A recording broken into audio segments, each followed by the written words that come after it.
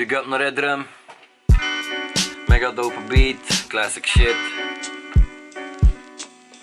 Some shit hip hop.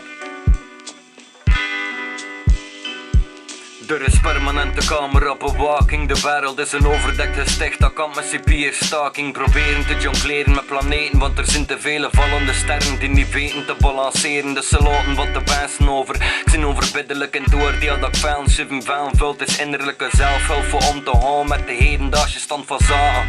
Ze zijn in Panama aan het slapen, ze vagen. Onder gat dat Jan model ze vragen. Een plant of twee en om ze rappen cannabisplantage. Maar graven, niet je eigen achterbakje zagen. Het is bijna lik dat ik leven in de Jambers reportage. Ze fusilleren gele generaties. De naaf van de wereld wordt verwaarloosd onder het motto van innovatie. Vooruitgang of automatisatie. Het is triestig dat we spotten met criage. Tuurlijk tussen mij en land wordt ontkoppeld. En er wordt niet vele buitenlucht de steden binnensmokkeld. Een optische illusie schetst de wereld wat dat kan zitten. Financiële wapens zijn alleen maar op wijs mee. Ik heb het gevoel dat ze maar eens meer de roos raken. Maar je kunt er niet van wakker liggen, je zou nooit slapen. Maar toch zie je bewust van de oorzaken. Blijf dan dachten, je kunt nooit bij de oren slaan.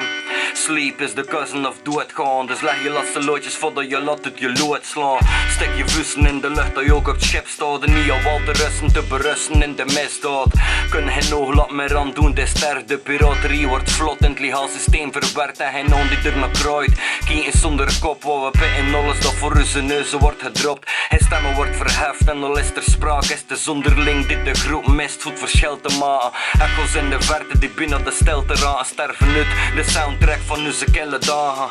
Welke wereld dat we er toch heb gericht met massatoerisme, maar wel gesloten grenzen voor de vluchteling.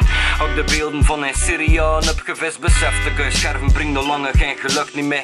En zwaard zie dan twee kanten. Het is luxe voor de paar en de rest moet maar doen met de restanten. Het is pandas en voetbal in de lokale kranten. En maar lachen met het groot aantal Trump-militanten.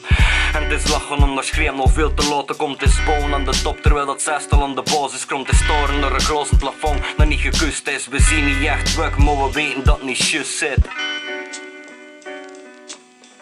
Yes. Samurai. Fatmark. 2016. Big up naar Edrum nog, kijk. Sour beat.